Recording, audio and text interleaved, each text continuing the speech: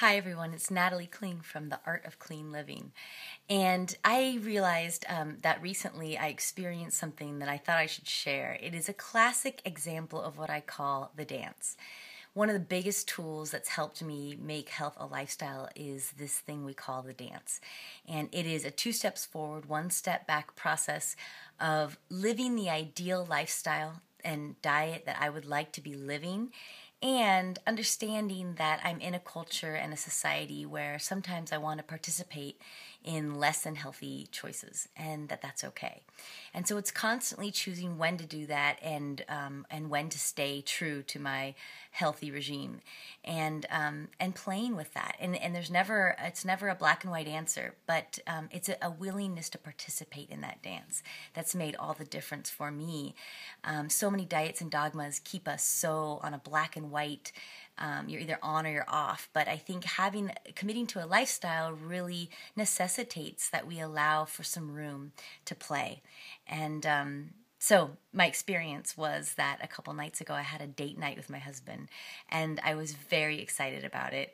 And we were like feeling so free and happy to be together. And in this moment of wild, just freedom, I guess, I ordered a hamburger with blue cheese, which is very rare for me, and followed it up by a not worth it Starbucks pastry.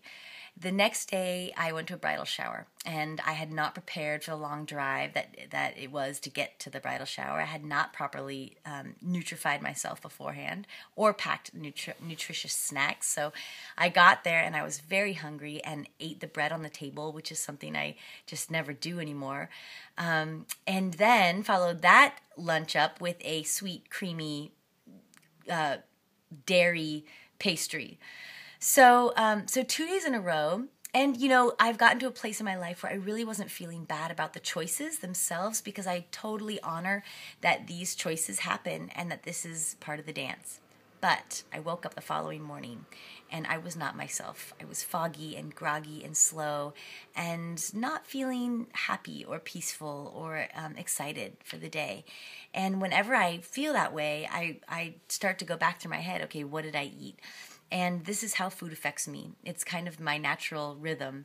And so when I experienced that, I realized that these choices had their consequences, and I needed to get right back on track.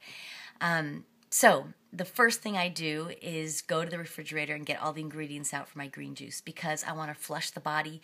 I want to restore balance. I want to create a bunch of nutrients that can just flood my cells and start to heal the body and repair any damage, and just really clean the body out and nutrify it. So I started with a hot tea first. I had a water, and then I had my green juice. And I followed that up shortly after with a pineapple watermelon juice. Now, some people get really nervous about sweet fruit juices, but on a day like this, I find it really, first of all, watermelon and pineapple is like so delicious. If you do make that juice it with the skin and the rinds. It makes it really creamy and just fabulous. So anyways, but the sweet juice was really important for me because classically what happens when I indulge is I feel hungrier the next day. And there's usually 2 reasons for this, two of a few different reasons, but 2 of the reasons are, one is that dairy and refined sugars and flours feed yeast in our bodies. And yeast is prolific, so we feed the yeast multiplies, and it craves more of that sugar and starch, so we feel hungry. The second thing that happens is our hormones get imbalanced when we eat sugars and refined starches in a way that we normally don't. And so we crave more food.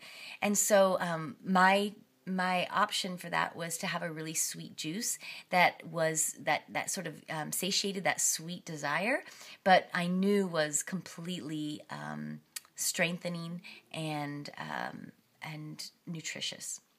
So after my second juice, I felt so much better. I followed it up with a salad and had roasted veggie dinner that night and was very relieved to be back on track. And what happens for me, and this is always the case, is that I learned so much from these experiences. Every time this happens, I realize that I always have a choice, and that I have to just make sure that I make those choices consciously, knowing that there are consequences to the way that I eat. And if I'm okay with those consequences, then I can make those choices because I also know how to get back on track. If I'm not okay with those consequences, then I can make a different choice. But always just to take a moment to pause and ask myself, do I want to deal with the consequences or not? And either way is totally fine. I think there's three really important things to think about when we indulge in life is number one, do it consciously, bring awareness to it, give yourself the choice and the option, and if you choose to indulge, be okay with it. Allow yourself that, honor the fact that you live in the culture and in the society and in the environment that you do, and that's okay. Number two, release the guilt. I think when we beat ourselves up, and women, we do this so much, we beat ourselves up over these choices, and it's not worth it. So I think we really need to consciously release the guilt, refuse to have guilt. I believe that guilt is one of the most unhealthy things we can carry around. It's not, it just has to be unacceptable. So no guilt. Do it consciously and enjoy the choice. And then number three, know how to get back on track.